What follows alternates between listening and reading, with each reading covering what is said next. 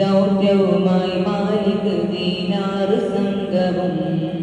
കടൽ കടന്ന് കേരളം തന്നെ